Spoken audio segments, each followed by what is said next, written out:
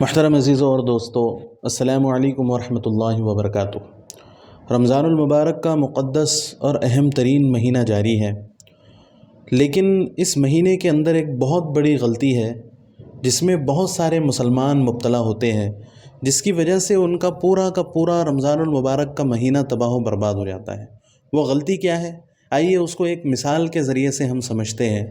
جیسے آپ اگر ایک شوگر کے مریض ہیں، آپ کو ڈاکٹر نے منع کیا ہے شوگر کھانے سے، شوگر کنزیوم کرنے سے، لیکن پھر بھی آپ روزانہ 100 گرام 200 گرام شوگر کھاتے ہیں ڈاکٹر کے منع کرنے کے باوجود۔ پھر ایک بار ڈاکٹر آپ سے کہتا ہے کہ چلو تم نے اپنی صحت تو تباہ کر ہی دی، لیکن پھر بھی تم 1 مہینے کے لیے میرے پاس ایڈمٹ ہو جاؤ، میں تمہاری شوگر بھی چھڑوا دوں گا اور اس کی وجہ سے جو نقصان تمہاری باڈی میں ہوا ہے اس کا علاج بھی کر دوں گا۔ آپ اس ڈاکٹر کے پاس جانے کے لیے تیار تو ہو جاتے ہیں،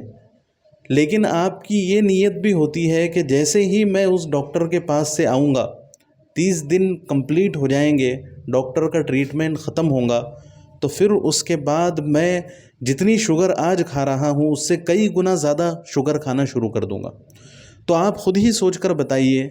کہ کسی ایسے شخص کو اس ڈاکٹر کے پاس جانے کا یا وہاں پر اپنا وقت لگانے کا کوئی فائدہ حاصل ہوگا؟ بالکل فائدہ حاصل نہیں ہوگا، کیونکہ وہ شخص 30 دن کے بعد پھر دوبارہ واپس آئے گا ڈاکٹر کے پاس سے اور پھر دوبارہ شوگر کھانا شروع کرے گا، یہاں تک کہ وہ اپنی صحت کو بالکل ختم کر دے گا۔ تو اسی طرح ہماری اور آپ کی حالت ہے کہ رمضان المبارک کا مقدس مہینہ آتا تو ہے، لیکن ہم اسی نیت سے رمضان المبارک کے مہینے میں عبادت کرتے ہیں کہ یہ ہماری جو عبادت ہے یہ صرف 1 مہینے کے لیے،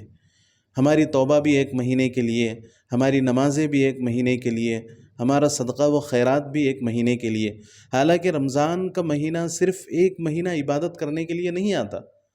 بلکہ یہ ہماری روح کے ٹریٹمنٹ کے لیے، جس کو سال بھر ہم زخمی کر دیتے ہیں، جس کی ہیلتھ کو ہم خراب کر دیتے ہیں، اس کو درست کرنے کے لیے اللہ تعالیٰ نے رمضان المبارک کا مہینہ دیا ہے۔ تو یہ ہماری سب سے بڑی غلطی ہے کہ ہم اس کو صرف ایک محدود وقت تک کے لیے سمجھتے ہیں، حالانکہ رمضان المبارک کا مہینہ یہ ہمارے سال بھر کے لیے ٹریننگ سینٹر کی طرح ہے کہ اس مہینے میں ہم ٹریننگ کریں، اس مہینے میں ہم اپنے آپ کو اتنا زیادہ ٹرین کریں کہ 11 مہینے مکمل عبادت کرنا ہمارے لیے آسان ہو۔ لیکن ایسا کیوں نہیں ہو پاتا؟ اس کی وجہ یہ ہے کہ ہماری نیت ہی نہیں ہوتی۔ ہم یہی نیت کر کے چلتے ہیں کہ ہمیں بس اس مہینے میں عبادت کرنا ہے، پھر جیسے ہی رمضان کا مہینہ ختم ہوگا تو ہم پھر جیسے ہماری پرانی زندگی گزر رہی تھی ویسی ہی زندگی گزارنا شروع کر دیں گے۔ بہت سارے مسلمان، افسوس کے ساتھ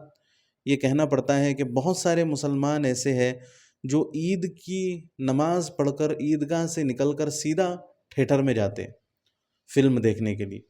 اور یہی وہ مسلمان تھا جو ٹی وی کی طرف دیکھنا گوارا نہیں کرتا تھا رمضان کے مہینے میں۔ تو اگر ہم اس طریقے سے رمضان گزاریں گے تو رمضان المبارک کا کوئی فائدہ حاصل ہمیں نہیں ہوگا، بلکہ ہماری توبہ بھی اللہ کی بارگاہ میں قبول نہیں ہوگی اگر ہماری نیت نہ ہو تو۔ توبہ کے لیے 2 چیزیں شرط ہے،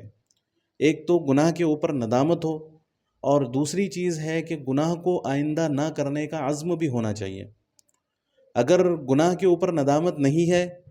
تو پھر بھی توبہ قبول نہیں ہوگی، اور اگر آئندہ کرنے کا ارادہ ہے، اگر کسی کی نیت ہے کہ چلو میں معافی تو اللہ سے مانگ رہا ہوں لیکن آئندہ بھی میں یہ گناہ کرتا رہوں گا، تو اس کی توبہ اللہ کی بارگاہ میں قابل قبول ہی نہیں ہوں گی۔ اب رمضان المبارک کے مہینے میں ہم اللہ تعالیٰ سے توبہ کرتے ہیں، اگر اس میں ہماری یہ نیت ہو کہ ہم رمضان کے بعد پھر ویسے ہی کام کرنا شروع کر دیں گے، تو پھر ہماری توبہ کہاں اللہ کی بارگاہ میں قابل قبول ہوں گی؟ تو رمضان کا مہینہ آیا لیکن پھر بھی ہم اپنی مغفرت نہیں کرا پائے، اور ہم نبی کریم صلی اللہ علیہ وسلم کی بد دعا کا مصداق بن گئے۔ جو مشہور حدیث ہے جو ہم بارہا سنتے رہتے ہیں کہ نبی کریم صلی اللہ علیہ وسلم ایک ممبر پر چڑھے اور آپ نے کہا آمین۔ تو صحابہ اکرام نے پوچھا کہ یا رسول اللہ صلی اللہ علیہ وسلم، آپ نے آمین کس بات پر کہا تھا؟ تو نبی کریم صلی اللہ علیہ وسلم نے فرمایا کہ میرے پاس حضرت جبریل علیہ السلام آئے تھے اور انہوں نے مجھ سے کہا تھا کہ وہ شخص تباہ و برباد ہو جائے جو رمضان المبارک کا مہینہ پائے لیکن پھر بھی اپنی مغفرت نہ کروا پائے۔ تو میں نے اس بد دعا کے اوپر کہا آمین۔ تو اگر ہم اس طریقے سے رمضان المبارک کا مہینہ گزارتے ہیں